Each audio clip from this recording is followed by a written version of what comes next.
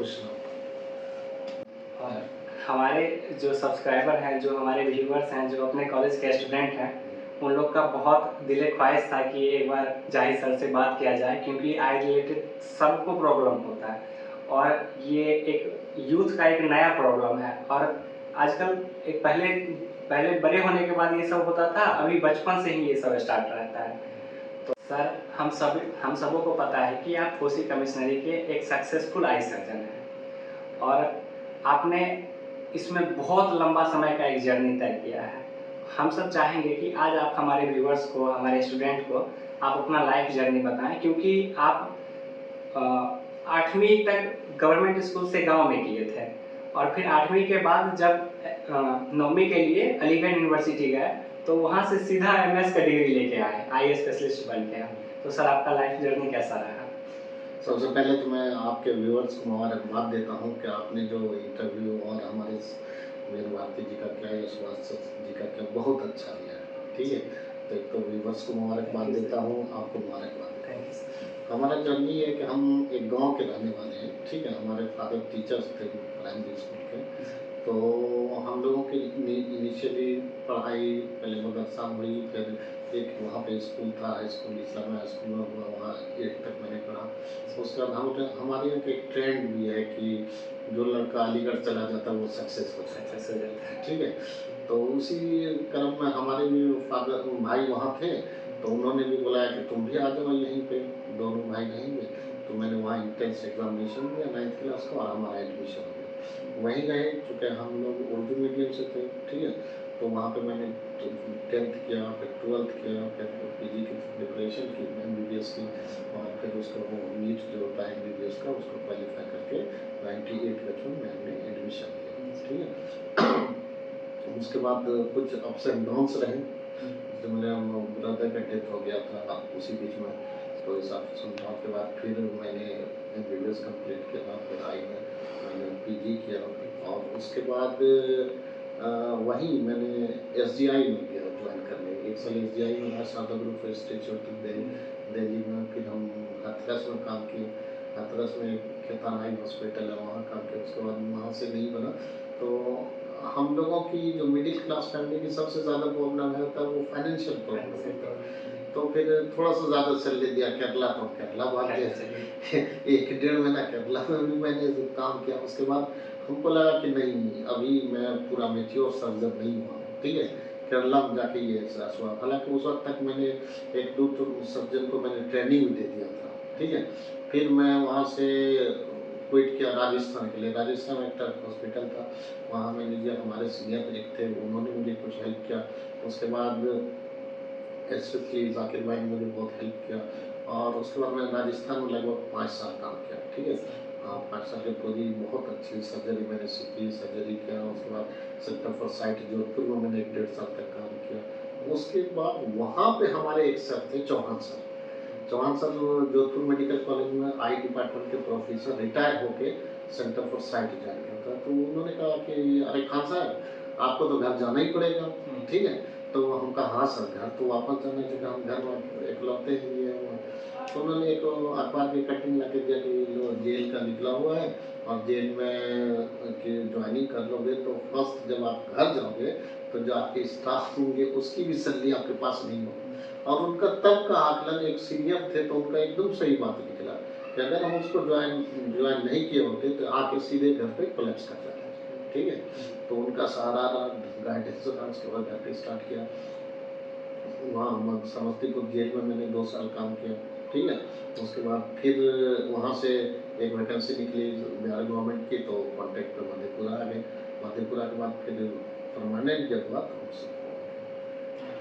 तो no doubt तीनों जिला में मुझे आज बहुत अच्छी तरह से जानते हैं, चाहे मधेपुरा हो, सहरसा हो, सुपौल हो, बेहतरीन सर्जन की तरह मुझे गिना जाता है। यानी कि एक क्वालिटी के सर्जन, हम नहीं कहते हैं कि हमसे सब खराब है, लेकिन एक क्वालिटी सर्जन के तौर पर गिना जाता है तीनों जिला। जब 1991 में आप अपना गांव छोड़ के अलीगढ़ यूनिवर्सिटी गए और फिर वहां से 2008 में सीधा MS का डिग्री लेके आए, और बस यही नहीं, बहुत अलग अलग जगह काम करके धीरे धीरे सीख के सारा चीज़ करके आप इतने अभी एक अच्छे आई स्पेशलिस्ट सर्जन बने हैं। और आजकल का यूथ क्या है कि छोटे-छोटे बातों में घबरा जाते हैं। इतना समय लग गया, ये हो गया, हम परेशान हो गए, हमसे नहीं होगा, ये नहीं होगा। कुल मिला के बात ये है कि एक सक्सेसफुल पर्सन बनने में बहुत पाँव घिसने पड़ते हैं। तो हमारे दर्शक को आप बताएँ कि थोड़ा-सा संयम रखना बहुत ज़रूरी है आज के समय में। देखिए, मैं आपको बताऊँ कि जितना मुझे टाइम लगा, जैसे 1991 में मैं अलीगढ़ गया, फिर वहाँ पे 8 और 8 9 8 17 साल मैं एमयू में रहा, ठीक है? तो कम ड्यूरेशन तो नहीं होता है, ठीक है? हम यहाँ के भी दर्शक को कहेंगे कि मेडिकल फील्ड ही एक लंबा फील्ड है, ठीक है? जैसे आप इंजीनियरिंग में जाएँगे तो 12th के 4 साल में आप निकल के जॉब कर लें, जॉब के साथ, लेकिन हमारे यहाँ 4 साल में कुछ होता ही नहीं है, ठीक है? हमारे यहाँ तो सिर्फ़ एमबीबीएस करने में 6 साल लग जाते हैं इंटर्नशिप के साथ, और फिर 3 साल पीजी, फिर 3 साल ऐसा। तो आप देखिए कि हमारे यहाँ 14 साल का करियर सिर्फ मेडिकल फील्ड का ही है, कॉलेज का ही है, प्लस टू तो छोड़िए, ठीक है? जब एडमिशन हो जाएगा कॉलेज में तब उसके 14 बाद साल। हाँ। तो हम अपने स्टूडेंट से कहेंगे कि आप घबराएं नहीं, ठीक है? आप लर्निंग जो है ज़िंदगी भर का होता है, समझ गए? लेकिन आप जिस फील्ड में हैं ये लॉन्ग टाइम टेकिंग फील्ड है। आज आप 2 साल में सीख रहे हैं, फिर आप जाएँगे, कहीं न कहीं जॉइन करेंगे, किसी के अंडर में काम करेंगे, हमेशा एक्सपीरियंस होगा, लेकिन घबराएँगे नहीं। धीरे-धीरे जब आप मैच्योर होंगे तो आपको सब कुछ आ जाएगा, ठीक है? उसके बाद आपको ये भी गाइडेंस करेगा कि हम किस तरह अपनी प्रैक्टिस को निखारें, क्योंकि हम आपको मानते हैं कि डॉक्टर के बाद जो है वो पैरामेडिकल ही है। चूँकि नर्सिंग स्टाफ में उतनी क्वालिटी होती नहीं, जो हकीकत बात है। जब आप पैरामेडिकल को उतना पढ़ते हैं, सब कुछ करते हैं, और दूसरी बात ये है कि जो नर्स होती है जैसे एएनएम, जीएनएम, तो वो लिमिटेड फील्ड अपने आप को समझती हैं, खुद ही समझने लगती हैं। हालाँकि होना नहीं चाहिए, लेकिन वो अपने आप को समझती हैं कि हमें लेबर रूम में काम करना है, ठीक है? जैसा आप हैं, आपसे हम सब काम करवा लेते हैं, ठीक है?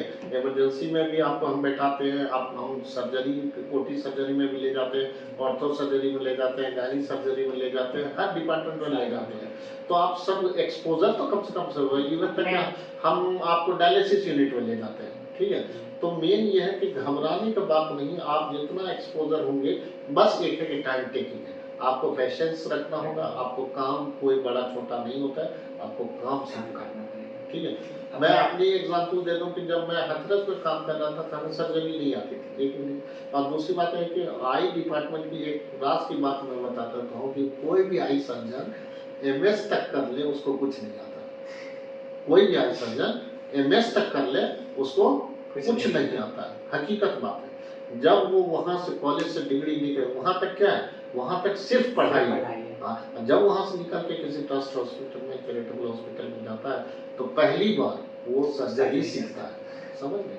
क्योंकि मेडिकल कॉलेज में इतना टाइम नहीं होता, एक हफ्ते में एक बार सर की ओटी आती है, वो भी सर की ओटी में अगर कोई वेकेशन हो गया तो वो भी ओटी चला गई, तो 15 दिन में एक आया और महीना में 2 बार पड़ गया। अब बताओ, जो महीने में 2 बार ओटी में ही जाएगा वो क्या सीखेगा? ठीक है? तो हम फिर से कहेंगे कि बी पेशेंस रहें, आप काम सीखें, आप बहुत आगे जाएँगे।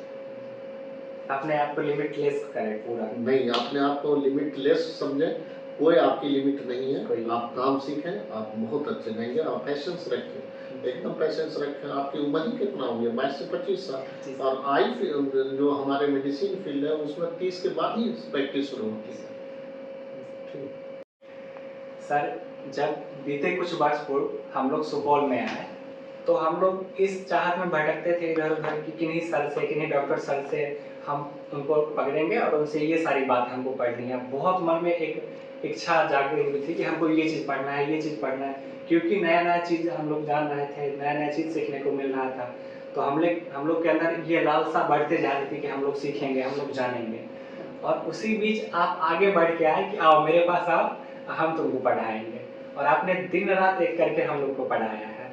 और उसी दिन-रात एक करने के मेहनत के स्वरूप आज हमारे कॉलेज का रिजल्ट इतना अच्छा आया, तो आपको इस चीज़ से कितना खुशी मिलता है? कैसा फ़ील करते हैं आप? देखिए, जब आप लोग हमारे पास पहली बार आए तो हमने कहा कि हम पढ़ाएँगे, ठीक है? लेकिन हमें ये था कि पहला बैच था आपका पैरामेडिकल्स का, हमारे पास पहले वो स्टूडेंट आए थे, तो हम लोगों की ख़्वाहिश थी कि हम बच्चों को पढ़ाएँ और अच्छा करे बच्चा, ठीक है? तो चूँकि सुपौल का पहला बैच था, इसलिए बहुत ज़्यादा बच्चे आ भी नहीं रहे थे, तो हमारी ये ख़्वाहिश थी कि हम अच्छे पढ़ाएँ। आप लकी हैं कि आपको सुभाष सर मिले, ठीक है, सुभाष सर मिले, बी एन भारती सर मिले और हम मिले कि हम लोगों ने सिर्फ एक मोटिव लिया था कि हम बच्चे को बढ़िया से बढ़िया पढ़ाएंगे और इतना पढ़ाएंगे कि हमारा कॉलेज टॉप कर जाए।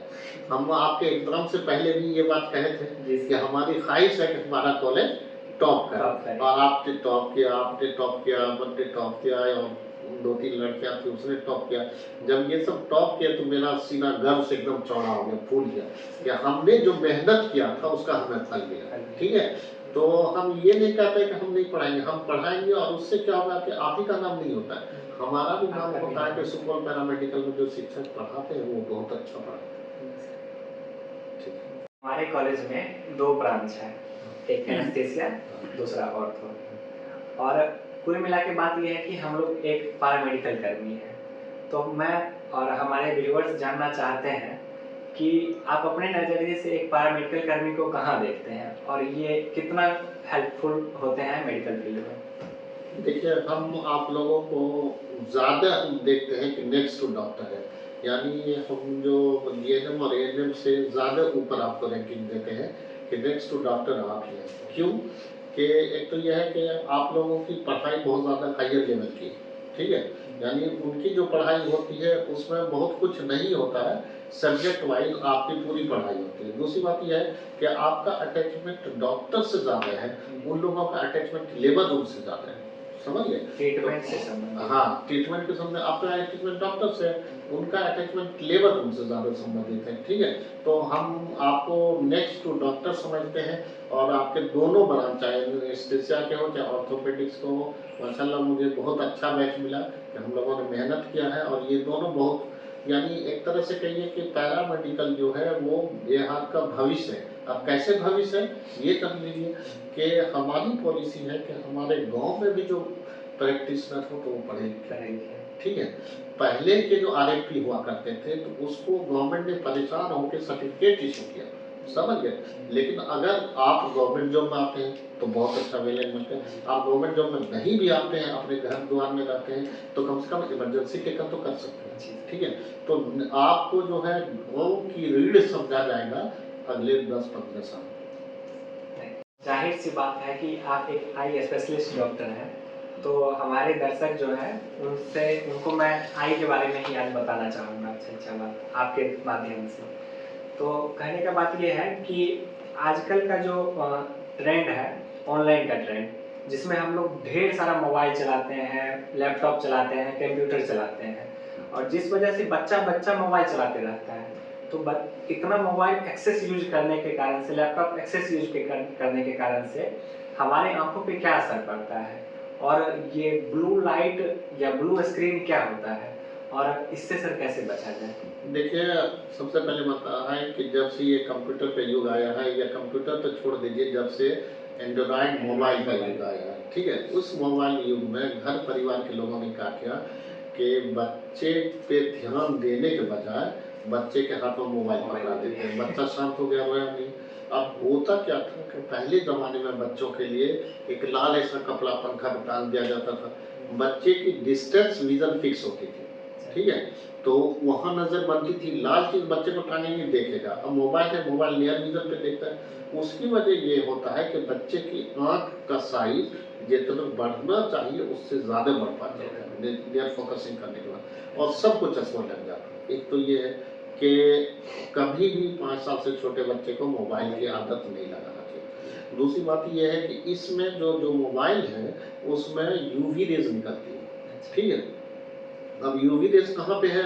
अब जब लाइट स्पेक्ट्रम देखेंगे तो ऊपर से है रेड, नीचे है वायलेट और वायलेट के नीचे होता है अल्ट्रा वायलेट, ठीक है, तो जिसको यूवी रेज कहते हैं। जब अल्ट्रा वायलेट रेज वो होती है जो रेज तो निकलती है हमें नजर नहीं आती है, तो एक तरह से हम आजकल न्यू प्रचलन है कि ब्लू कट जो हम देते हैं ग्लासेस का, ब्लू कट ये होता है कि ब्लू और उससे नीचे वाली रेज को रोक लेते हैं। जो यूवी रेज जो है वो डायरेक्ट रेटिना को डैमेज करता है, उससे बच जाता है। तो नए प्रचलन में जब ये आया कि अगर हम ब्लू रेज को काट देते हैं तो हमारा आई थोड़ा सेफर हो जाता है। जब आप गूगल पे खोलेंगे तो आजकल एक लिस्ट भी आती है कि कौन सा मोबाइल सबसे ज़्यादा प्रोटेक्टिव है आई के लिए। तो आपको आएगा कि आप देखेंगे कि +1 का मोबाइल सबसे ज़्यादा है या एप्पल का मोबाइल ज़्यादा है, तो वो एक सीरियल बना हुआ है। लेकिन हम ये कहेंगे कि जितना भी हो सके सिर्फ और सिर्फ काम के वक्त ही इस्तेमाल करें, ठीक है। अवॉइड करें मोबाइल को इस्तेमाल करना। आँखों की रोशनी बचाने के लिए इम्पोर्टेंट हैबिट्स क्या-क्या होनी चाहिए हमारे अंदर? और कहीं न कहीं हम लोग मेडिकल प्रोफ़ेशन से हैं तो थोड़ा बहुत ध्यान रखते हैं आँख का। और जो आम आदमी हैं, जो गाँव में रहते हैं, जो इस चीज़ का ख़्याल नहीं रख पाते हैं, उनके द्वारा क्या-क्या ऐसी गलतियाँ हैं जो वो कर जाते हैं? उससे उनको प्रिवेंट करना चाहिए, लेकिन वो दिक्कत होता है उनको, लेकिन वो खुल के सामने नहीं आ पाते, उस चीज़ को ज़ाहिर नहीं कर पाते। देखिए, आँखों में जो सबसे ज़्यादा होता है हम लोगों की हैबिट कि आप कहीं पे भी हैं, हल्का-सा आँख में चुभा हुआ नंगे हाथों से रगड़ते हैं। ये सबसे गलत हैबिट है।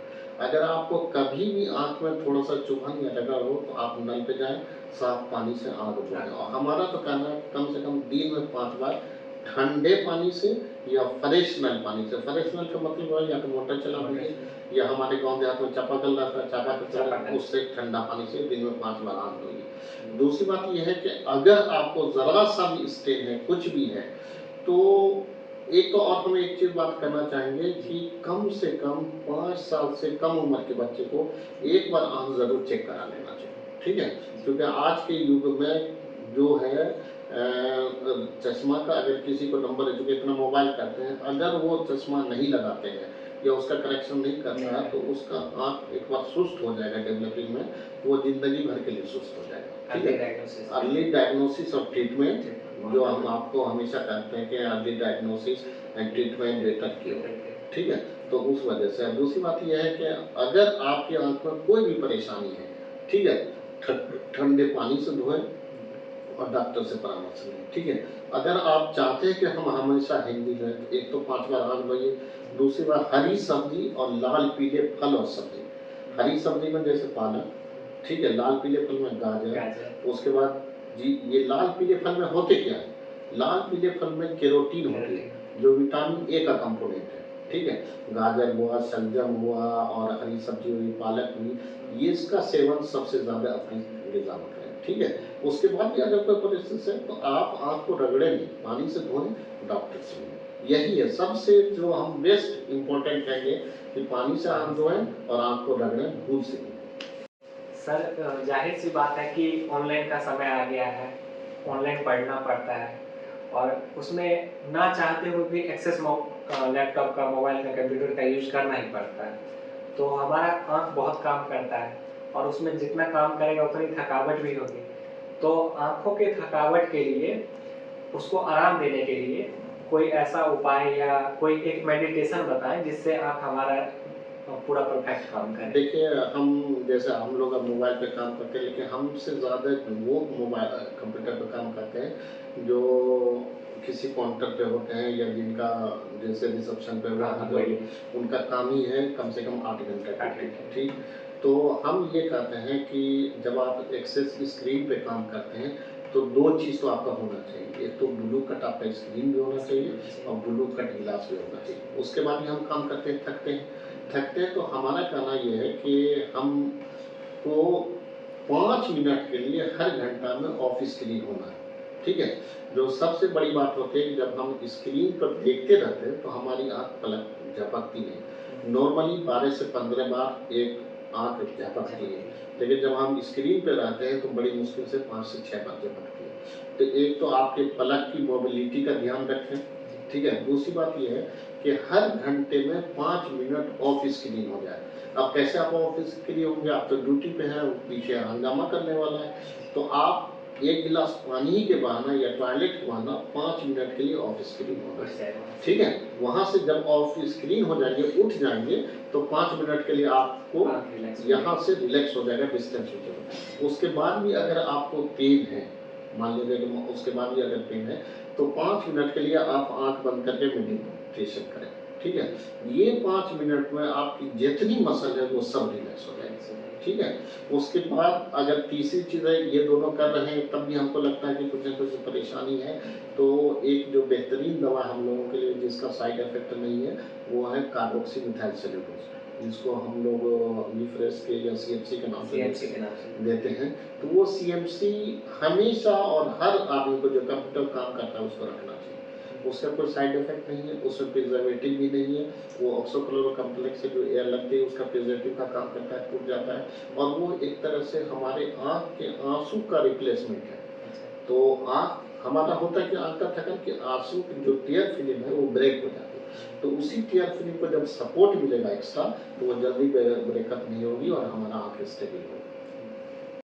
सर कुछ कॉमन डिजीज हैं जैसे मोतियाबिंद, ग्लूकोमा और रेटिना से जुड़े हुए कुछ ऐसे रिलेटेड डिजीज हैं जिनको बहुत उसका इलाज करने में बहुत परेशानियां होती हैं और हमें झेलनी पड़ती है।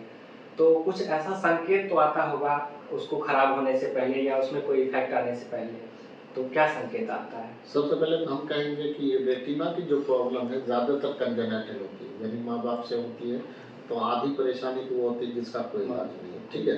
अगर कोई फंक्शनल प्रॉब्लम है, जैसे कि हम वेल्डिंग कर रहे हैं उसका कोई प्रॉब्लम है, तो वेल्डिंग में भी यूवी रेज निकलता है और वो आँख के रेटिना को जाके डैमेज करता है। या फिर हम कभी सोलर इक्लिप्स होता है, जो सूरज ग्रहण होता है उसको देख लेते हैं, तो उसमें भी यूवी रेज आता है। उस वक्त होता क्या है कि पुतली फैल जाती है और यूवी रेज अल्ट्रावायलेट रेज ज़्यादा आता है, वो डैमेज करता है। तो ऐसे जगह पे जहाँ पे यूवी रेज ज़्यादा है वहाँ पे बचना चाहिए, ठीक है।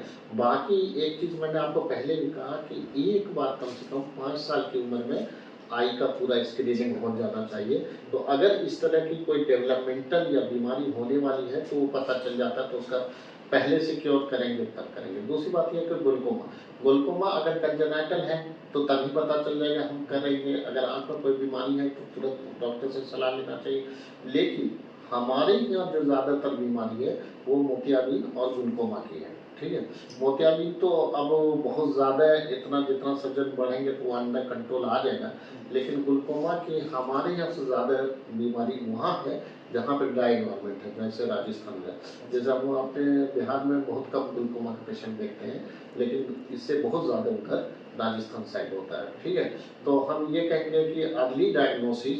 और एक चीज़ और मैं आपको बता देता हूँ कि अगर किसी का यानी 40 उम्र में हो गया, अगर किसी का पढ़ने वाला नंबर बार बार चेंज हो रहा है, ठीक है, 6 महीना में हो गया, 3 महीना हो गया, पढ़ने वाला नंबर अगर बार बार चेंज होता है तो उसको अपना पूरा आँख चेक कराना चाहिए, ठीक है। उसको ज़रूर न ज़रूर ग्लूकोमा है और उसकी वजह से उसका नंबर फ्लक्चुएट कर रहा है, ठीक है।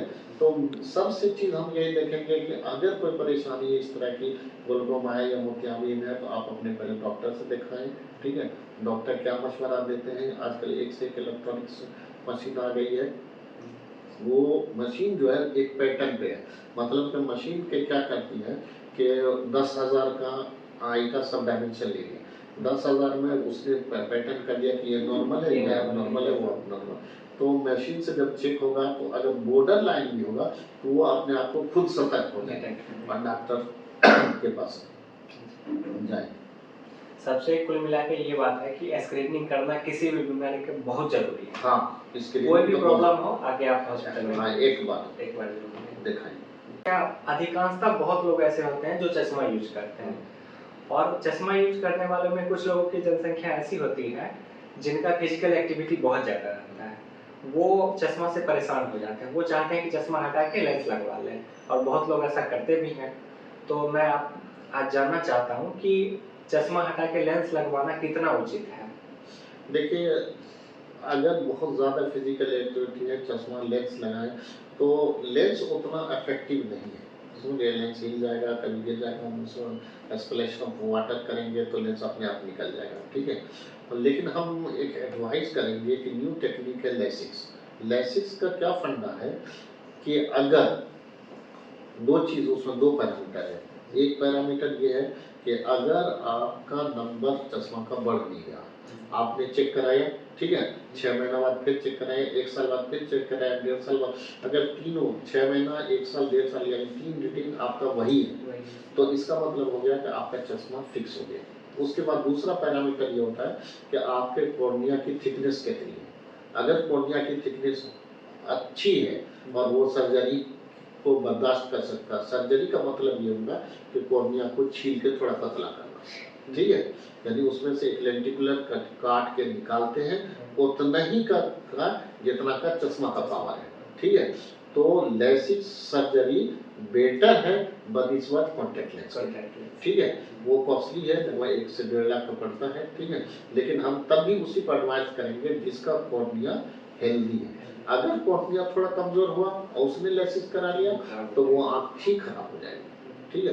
तो हम वैसे लोगों के लिए तो लेसिस से एडवाइस करेंगे। फीमेल ज़्यादातर कॉस्मेटिकली लेंस इस्तेमाल करती हैं तो वो कर सकती हैं, उसकी आउटडोर एक्टिविटी बहुत ज़्यादा नहीं होती है, लेकिन पार्टी हुआ, फंक्शन हुआ, उनके लिए सूटेबल है कि कॉस्मेटिक लेंस इस्तेमाल करें। लेकिन तब भी मैं सबसे अच्छा रैंक देता हूँ कि आप जितना ज़्यादा सो सके चश्मा ही लगाएं, ठीक है।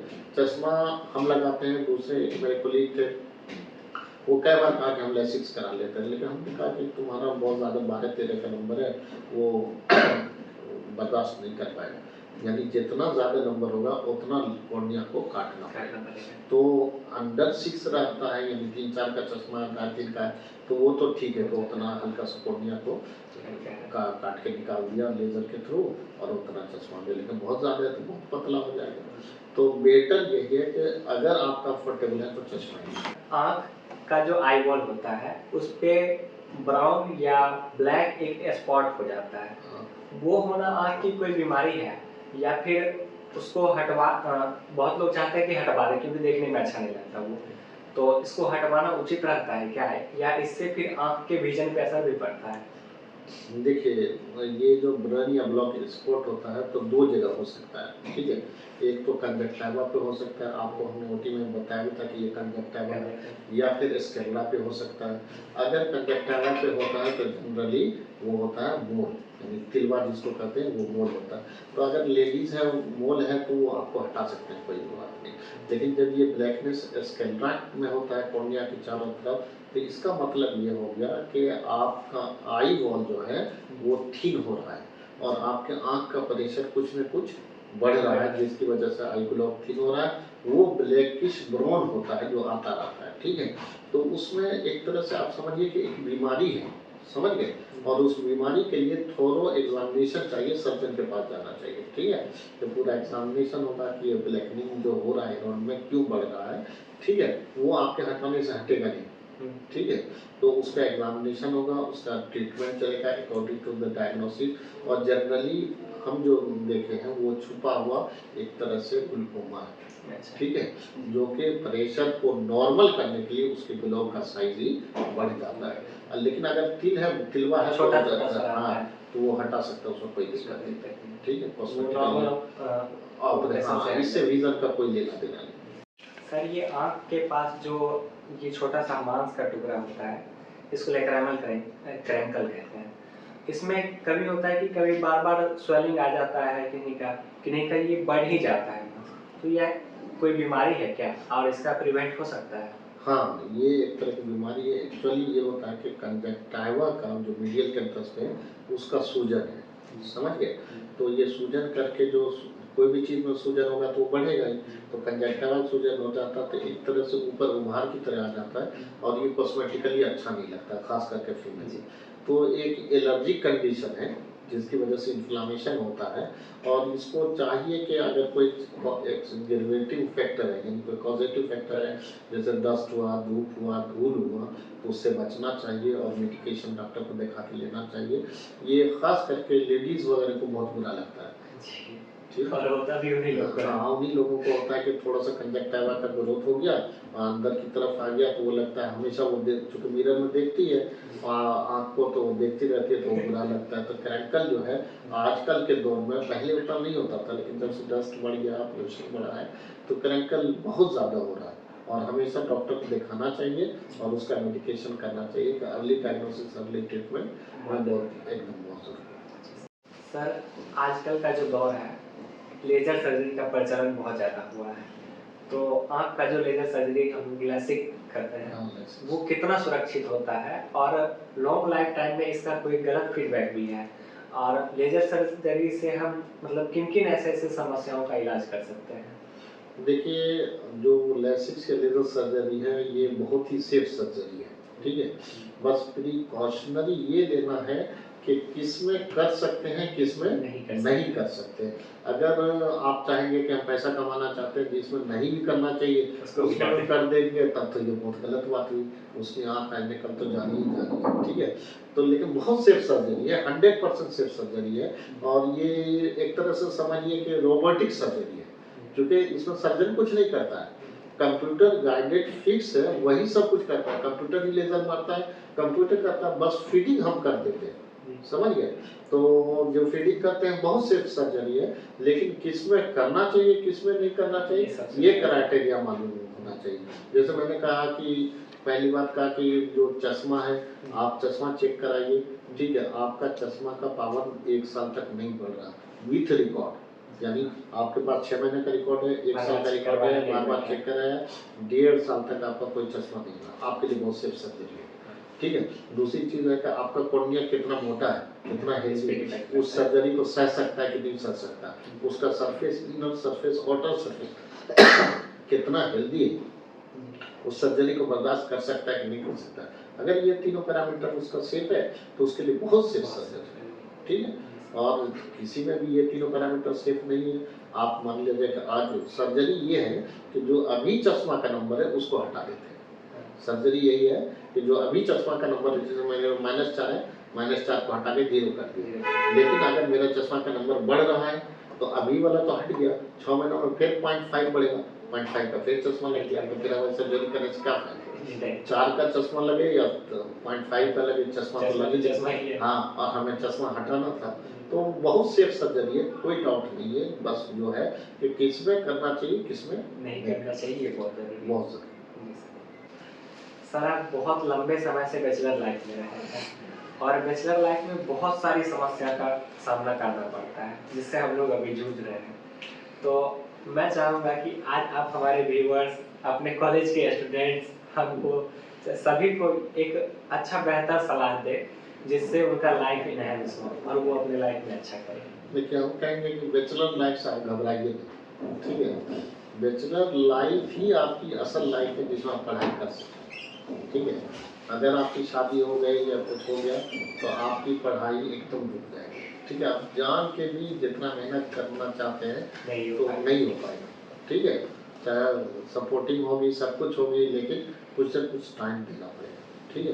तो हम लोग कहते हैं कि जब तक आप सेटल नहीं हो जाते हैं बढ़िया से, तब तक आप पिछले नहीं रहे। नंबर 1 वो जो ख्वाहिश है, दूसरे चीज़ की तो अलग ख्वाहिश हुआ, ये कि मनी हुआ, वो पोजीशन हुआ, वो अलग चीज़ है, लेकिन एजुकेशन की जो ख्वाहिश है, वो बैचलर रहते हुए आप कंप्लीट कर लें, उसके बाद ही मैरिज करें, ठीक है? दूसरी बात हम जो बताएँगे कि हम अपने बच्चों को कि सबसे पहले अपने करियर पे फोकस कीजिए, ठीक है? पढ़ाई पे दीजिए, आपका क्या-क्या पढ़ाई है, गोल है। जैसे आप यहाँ पैरामेडिकल से निकले, फिर जॉब के लिए सोचेंगे या आगे पढ़ाई करने के लिए सोचेंगे, तो आपका जिसका करियर है, करियर कंप्लीट करने के बाद ही शादी के लिए सोचें, ठीक है? ये नहीं कि पहले शादी कर लेते हैं, वो कर लेते हैं, वो नहीं, ठीक है? पहले करियर है, फिर बाद में शादी हो जाएगी आपकी, वैसी बात नहीं है, आप हमेशा सबके लिए रिश्ता रहता है, शादी हो जाएगी। और दूसरी बात है कि आप अपने खान-पीन पे ध्यान दें, खाने-पीने पे मतलब ये है कि जो एक तो हमारे यहाँ 2 तरह के खान-पीन होते हैं, एक वेज, नॉन-वेज, ठीक है? जो वेज या नॉन-वेज जिस तरह का भी आप खाना खाते हैं, तो आप ज़्यादा से ज़्यादा खाएँ कि हरी सब्ज़ी ज़्यादा खाएँ, ठीक है? हरी सब्ज़ी, मिल्क प्रोडक्ट ज़्यादा से ज़्यादा खाएँ, ठीक है? उसमें कोई ज़्यादा नहीं है और कोशिश करें कि जितना ऑयली कम से कम हो, कम ऑयल में, ठीक है? यही आपके लिए बेहतर है, बस मेहनत करें, पढ़ें, सेटल हो जाएँ, उसके बाद शादी करें। ठीक है। सर, बहुत खुशी मिला आज आपसे बात करके और हमारे जो व्यूअर्स हैं वो भी बहुत खुश होंगे कि आज आपने अपना कीमती समय दिया। थैंक यू सब आपको दुआ